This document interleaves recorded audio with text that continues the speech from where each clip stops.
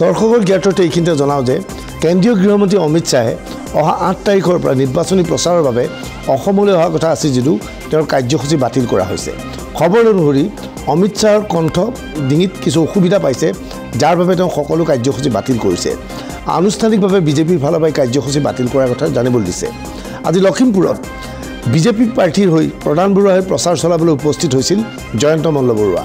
জয়ন্ত মল্ল বৰুৱাই নিৰ্বাচনী প্ৰচাৰ অভিযানত মঞ্চত এগৰাকী বিদ্যায়িক তাই নচাৰ লগে লগে জয়ন্ত মল্ল বৰুৱা নাচি উঠিছিল। সেই দৃশ্য চাওঁ আহক।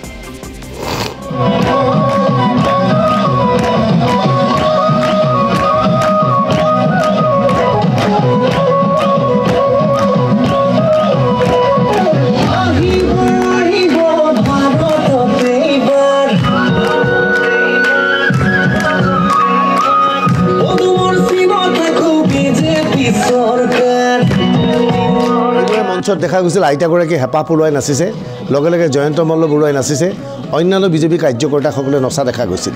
লখিমপুৰত প্ৰধান বৰুৱাৰ বিৰুদ্ধে কংগ্ৰেছে উদয় শংকৰ হাজৰিকাক থিয় কৰাইছে, কিন্তু বিজেপিয়ে দাবী কৰিছে যে প্ৰধান বৰুৱাই সমষ্টিৰ পৰা বিজয়ী হোৱাটো নিশ্চিত। আজি এই সংক্ৰান্তত কি কৈছিল জয়ন্ত মল্ল বৰুৱাই সেয়াই শুনিলো আহক। নিৰ্বাচনটো এনেকুৱা এটা পৰ্যায়লৈ লৈ গৈছে যে এতিয়া আৰু ইয়াত বিৰোধী দল বিচাৰি পাবলৈ নাই। বিৰোধী দলৰ কেণ্ডিডেট কোন মই গমেই পোৱা নাই। মাজে মাজে টিভিত কিবা কিবি শুনি থাকোঁ, টিভি চালে দেখিবলৈ পাওঁ, তাক বাহিৰেতো ক'তো মই বিৰোধী দলৰ মানুহ দেখা নাই। আৰু যিটো বিৰোধী দল কংগ্ৰেছ, এতিয়াতো তাৰ ফুটবলটোত পামেই নাই, লঠিয়াই থাকিলেও নাযায়হে নাযায়, এনেকুৱা এটা অৱস্থা। তেওঁলোকৰ যিটো সভাপতি, ই পূৰা ফুটবলটো লঠিয়াই আছে, কিন্তু ফুটবলটো নাযায়হে নাযায়, ক'তো লৰচৰে নকৰে, এনেকুৱা এটা অৱস্থা। এতিয়া লখিমপুৰতো এনেকুৱা যে লখিমপুৰৰ যাৰ টিকট পালে বা যাক টিকট দিলে সি পইচা দি টিকট ল'লে নে চেকত টিকট ল'লে নে কেছত টিকট ল'লে সেইটোলৈ ডিছকাশ্যন চলি আছে। তেওঁ পইচাটো গেছ এজেঞ্চিৰ পৰা দিলে নে ক'ৰবাৰ ব্লেক মানি দিলে, ক'ত পইচাটো পঠালে, চেকত দিলে নে কেছত দিলে, সেইবিলাকতে ব্যস্ত। গতিকে ইয়াত আৰু বিৰোধীৰ কথা পাতিবলগীয়া নাই, বিৰোধী নাই, বিৰোধী শূন্য। যোৱা বছৰ এই লখিমপুৰ সমষ্টিত আমি আটাইতকৈ বেছি ভোটৰ ব্যৱধানত প্ৰধান বৰুৱা বিজয়ী হৈছিল।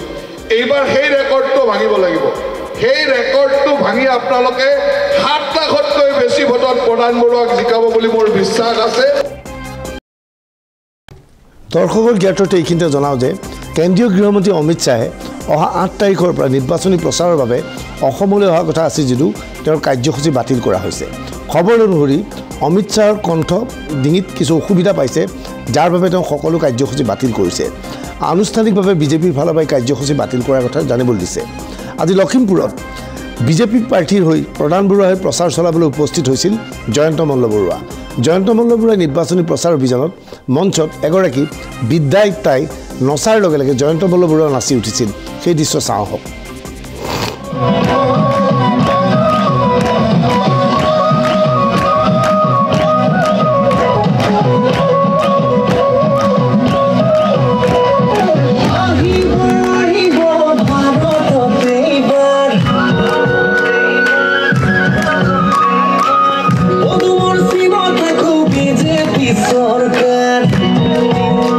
মঞ্চত দেখা গৈছিল আইতাগৰাকী হেঁপাহ পলুৱাই নাচিছে, লগে লগে জয়ন্ত মল্ল বৰুৱাই নাচিছে, অন্যান্য বিজেপি কাৰ্যকৰ্তাসকলে নচা দেখা গৈছিল।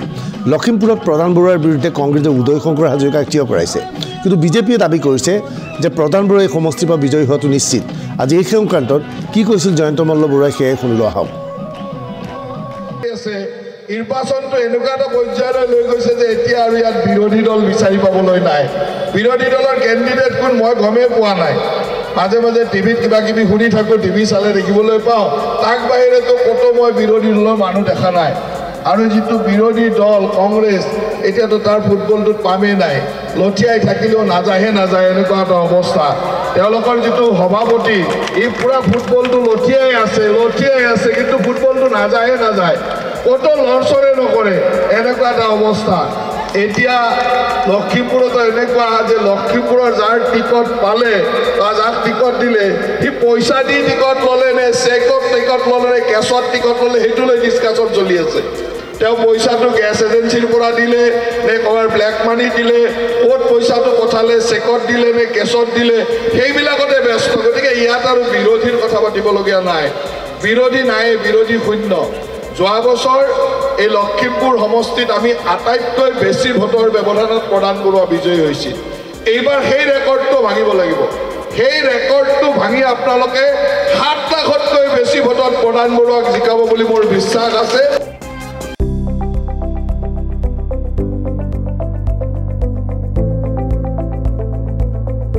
NB News সহজ সৰল ভাষাত নৱভাৰতৰ কথা